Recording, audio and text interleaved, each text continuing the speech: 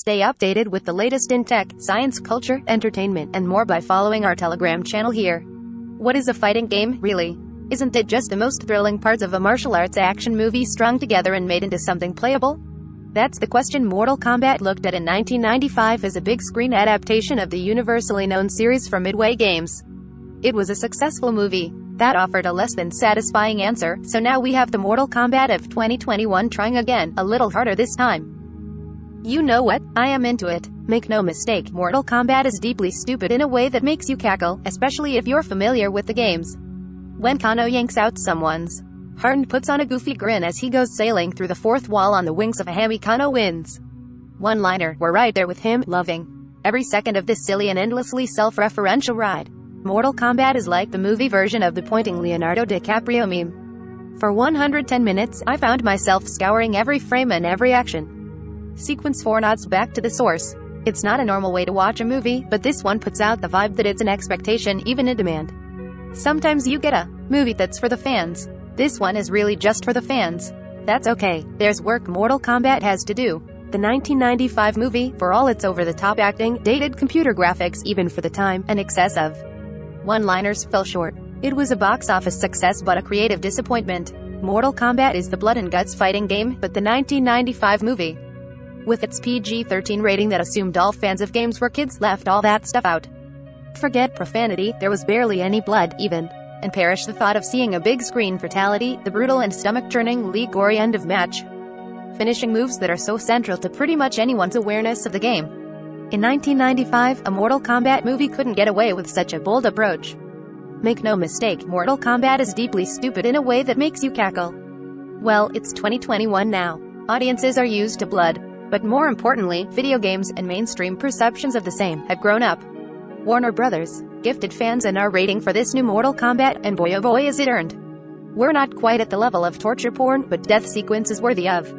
And ripped from fatalities are a common sight. More than that, it's just plain brutal in general. I'd like to know what the blood budget was for this movie, and just how they got all that arterial spray to look so vibrantly red. Computers were probably involved. There are deep cuts and gashes, gaping puncture wounds, dismemberments, beheadings, and even a gratuitous disemboweling. The level of violence is amped up to a level that definitely justifies the rating. I haven't mentioned story. Do you care? Does anyone care? Fans, sit down. You know the setup already. In Mortal Kombat terms, our world is Earthrealm, one of multiple realms that all participate in a multiversal fighting tournament for dominance. Earthrealm's chief adversary is Outworld, a land of monsters and cheaters ruled over by Shang Tsung, Chin Han, a godlike mage who has the power to devour souls. Earthrealm has been a perennial loser for some time when the movie opens, with one more loss opening the doors to an Outworld invasion and spelling the end for good old Shang Tsung, jerk that he is, seeks to tilt the scales entirely in Outworld's favor. So he dispatches a gang of hunters, led by the fearsome ice-flinging zombie ninja Sub-Zero, Joe Taslim, to exterminate Earthrealm's chosen warriors. See, only a select few can fight in the tournament, those who are marked with a magical tattoo that looks mysteriously similar to the game's iconic logo.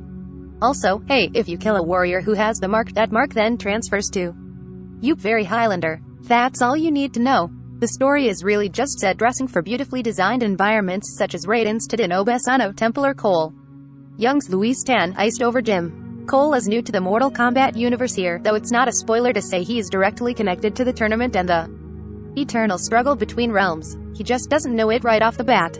Cole's journey is our journey, and this is where a picky viewer might say Mortal Kombat stumbles. His wife and daughter, Allison, Laura, Brent, and Emily Matilda Kimber, are our anchor to a world that's more familiar. They're also the source of Cole's strength in ways that he has yet to realize.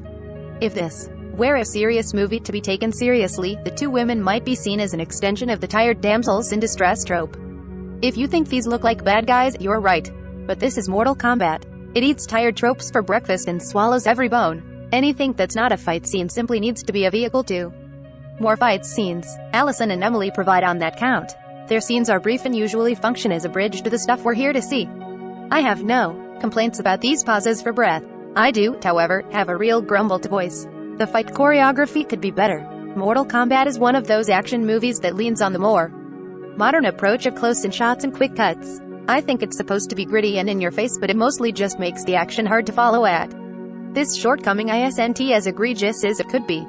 There are plenty of fight moments that pull out and give us a clear look at the action. But for a movie based in a game that's primarily seen in profile and from a medium-long shot perspective, Mortal Kombat opts to get in close just a bit too often. It's a surprising choice given how the latest games in the series offer a masterclass in how to give eye-catching fight moments a truly cinematic feel. But it's okay, I am okay. Really, Mortal Kombat does enough to keep things fun. For every fight that's hard to follow, there's an inexplicable moment where a character declares fatality. At one point, someone who's been dead for hundreds of years and who shouldn't speak or understand a word of English bellows, "Get over here." Does it matter that this makes no sense? Of course not. Mortal Kombat does a great job of riffing on the game that inspired it in ways large and small, violent and comedic. As much as fights fail to sizzle at times, the fatality moments, dark sense of humor, and general abundance of bloodletting is just what any fan would want to see. This is Mortal Kombat the way it always should have been as a movie. I can't wait for round 2. Yes, we are definitely set up for a sequel. Mortal Kombat premieres in theaters and on HBO Max Friday, April 23rd.